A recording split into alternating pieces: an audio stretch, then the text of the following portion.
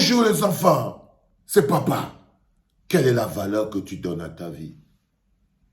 Quelle est l'importance que tu donnes à ta vie? Quel type d'effort tu es prêt à faire pour le bonheur de ta vie? Et quand je parle de ta vie, frère, je ne parle pas de ton estomac. Je ne parle pas de ton tube digestif. Parce que ce qui entre dans ta vie est beaucoup plus un poison que quelque chose pour sauver ta vie. Quelle est la valeur que tu donnes à ta vie? Est-ce que tu fais la différence entre ta vie, dans la vie, et ton estomac pour manger, te goinfrer? Bonjour les enfants, c'est papa. Mon muret est asile psychiatrique, à ciel ouvert et ma salle d'attente est toujours bondée. Bienvenue à la clinique les enfants. Si tu ne donnes pas de la valeur, faites l'entrée comme ça, dis donc. Entre comme ça, Samuel Eto'o, place-toi là. La valeur de la vie. Imagine-toi Samuel Eto'o. Mets-toi à la place de Jean Crépin Niamsi. Samuel Eto'o, mets-toi à la place de Jean Crépin Niamsi. Que si Jean Crépin Niamsi se lève ce matin, il trouve sur la page de son allié fidèle un petit message.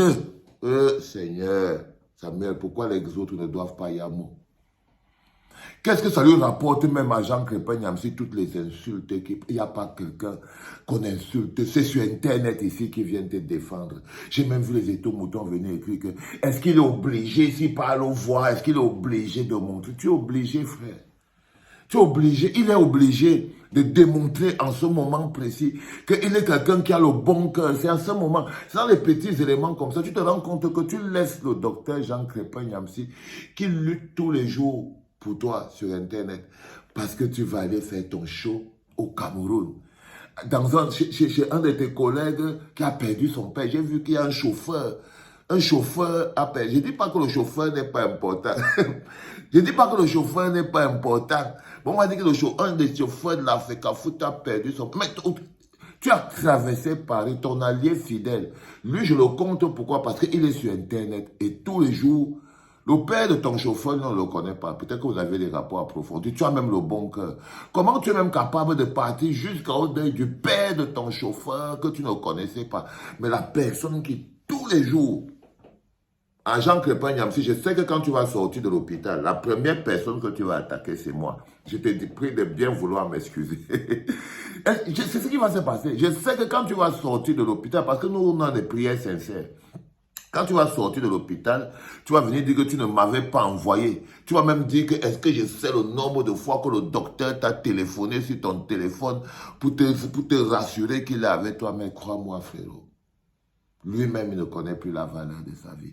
Imagine-toi un seul instant le charisme que tu lui aurais redonné, la force que tu lui aurais redonné. Tu l'aurais équipé pour mener même le combat de la défense de ta personne. C'est-à-dire qu'allié fidèle, dès que j'ai fait un petit poste, depuis là, tu vois, j'ai fait des postes là. Si Jean Crépin Niamsi était là, soit celui qui m'a déjà répondu au moins 10 fois. Même s'il dit des bêtises. Même s'il dit des bêtises, parfois il s'assoit, il s'asseyait comme ça là. Il fait 2 heures de live. Valsero, vraiment, tu ne peux rien faire. Tu n'as pas fréquenté comme Eto'o. Tu n'as pas joué comme Eto'o. Je fais un truc le matin. Il fait un live de 4 heures plus tard. Non, frérot. Et là, ça t'aurait même fait du bien à toi-même, Samuel. C'est que tu ne sais pas.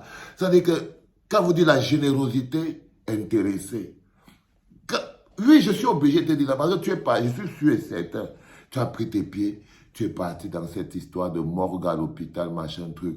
Qu'est-ce que tu joues à quoi, frérot? D'un ridicule. Juste parce que tu vas encore aller faire le mal. Tu voulais quoi quand les gens viennent courir autour de toi? Ça te sert à quoi, non, mon frère? Ton frère, Jean Crépin Niamsi, tous les jours, le gars se lève. Je suis l'allié fidèle de Samuel Eto'o. C'est mon ami, c'est ceci. Je suis prêt à partir à terre. Oh, les autres. Dès que quelqu'un te prononce, Jean Crépin Niamsi menace même les partis politiques. Même les partis politiques, il les menace. Que, oh, si jamais on était dans un pays normal, une fois que Marc Brice aurait fait ça, Cabral aurait parlé. C'est Jean Crépin Niamsi qui appelle les gens pour venir dire qu'ils doivent s'énerver parce qu'on a touché une icône. Tu ne peux pas t'élever pour venir donner l'honneur à ton ami sur Internet. Je vous ai dit, quand vous êtes sous l'emprise de la générosité, je vous dis, la séquence de la clinique, c'est très spirituelle. C'est parce que vous ne voyez pas, vous êtes tellement dans le flanc.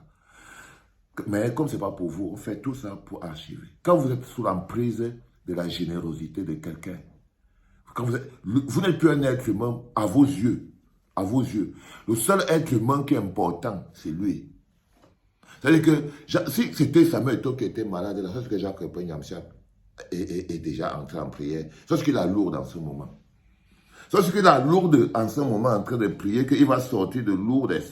Seulement quand il va finir, qu'il va être sûr que le docteur est sorti de l'hôpital. Mais entre-temps, le docteur a traversé Paris. Entre-temps, tu as traversé Paris, tu vois, pour venir. Je ne dis pas que, il faut encore vous dire là que vous avez commencé à me dire que j'ai dit que, oh, il est le chauffeur. Non, maintenant, non, je vous explique qu'il est venu chez le chauffeur parce qu'on est au Cameroun et que c'est une occasion de bain de foule. Le pauvre, il est piégé dans ça. Et que c'est une occasion de bain de foule. C'est tout. Il préfère faire des bains de foule comme ça pour donner des images aux 80%. Les 80% qui sont Internet, vous savez, l'armée cybernétique, les 80% qui ne font que du fake, qui vous ont raconté il y a quelque temps. Quand tu entends quelqu'un venir écrire Samuel Eto'o, que tu as donné 50 millions pour les déplacer, toi tu sais que tu n'as rien donné, ça ne te dérange pas. Ça ne te dérange pas. Aïe, Seigneur, quel type même de personne tu es devenu, mon frère? Quel type de personne tu es même devenu? Tu entends, et tu as donné 50 millions pour les sinistrés. Tu sais que les enfants de Trouille sont tombés, sont morts. Tu ne viens pas parler pour dire que les gars, attention, faites attention avec les informations. Est-ce que c'est normal? J'avais entendu que c'était discret. Peut-être que c'est toi qui a... Non, c'est trop nul. C'est trop nul, 50 000. J'ai encore appris que, oh, et tu as signé le contrat de 500 millions avec quoi de publicité, toujours les 80. Crépin Nyamsi est malade. On soigne son équipe. Dans la vie, il faut bichonner ton équipe, Samuel Eto'o.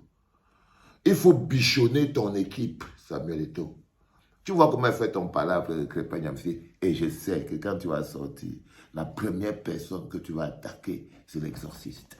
Parce que c'est ça mon nom, je suis l'exorciste.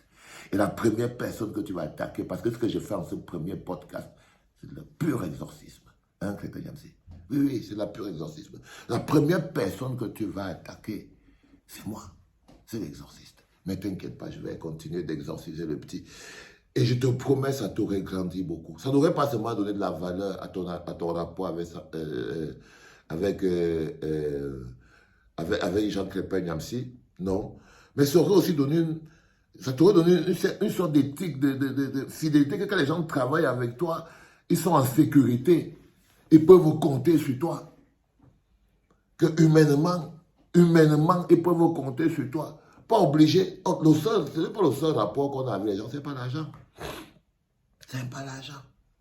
Je te dis que si tu avais fait, je crois, une petite visite à Jean Crépin Nyamsi, peut-être dans son hôpital, où il est couché à l'hôpital, tu fais un petit, ou bien tu fais seulement un petit post. Mon frère, Jean Crépin Nyamsi, je te souhaite prompt rétablissement, force et courage, frérot, reviens-nous fort.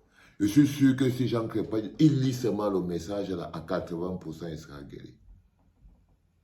À 80% au moins, il sera guéri, Moula. Ce matin, je voulais te dire que tu peux guérir Jean Crépin Nyamsi. Tu peux le guérir. Un petit message de toi, Samuel Eto'o, et Jean Crépin Nyamsi va retrouver la liberté. Parce que tu es le propriétaire de son âme. Tu l'as déjà pris son âme, son corps et son esprit. Il n'a plus rien. Il n'a plus rien. Donc, un petit message comme ça là, tu vas voir comment tu peux lui redonner la vie. Allez, dégage de mon truc. Les enfants, c'était le tout premier podcast en direct de la clinique. Toujours, c'était papa.